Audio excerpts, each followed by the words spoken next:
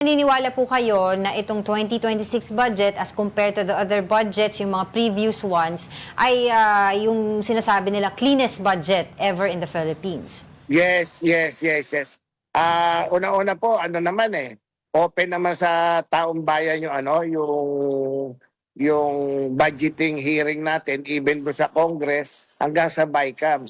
So siguro po sa dami rin naman ng mga nagbantay, wala akong nakitang dahilan. Sabi ko nga yung nasa GAA po, bantayan pa rin natin upon implementation. Kasi hindi naman po matatapos sa signing ng presidente yan kung paano po gagamitin. Nasa executive po yung bola. Halimbawa, tulad ng DPWS, definitely, kung paano nila i-implement yung project nila, yan, tignan natin. Baka mamaya may standard na naman or meron na namang GOS. So, andyan po yung pagbabantay. Isang taon po tayo dyan na magbabantay pa rin sa GAA.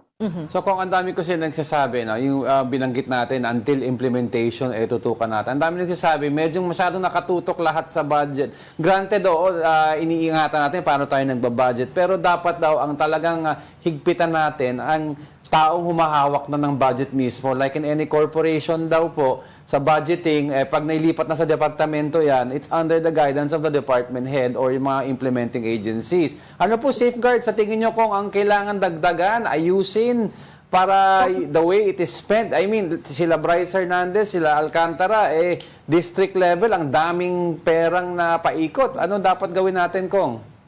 Ganito po, yung GAA for 2026 naman, meron ng allotment dyan. Kumbaga, kung merong isang building na ipagagawa dito sa Maynila, andyan na yan. For 2026, magbibidding, siguro po, doon na lang din. At sabi ko nga lagi, ang implementing agency, ang implementor naman yan lagi, yung executive.